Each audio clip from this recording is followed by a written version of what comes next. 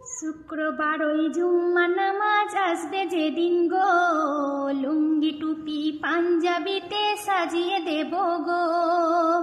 শুক্রবার ওই জুম্মা নামাজ আসবে যেদিন গো, লুঙ্গি টুপি পাঞ্জাবিতে সাজিয়ে দেব গো।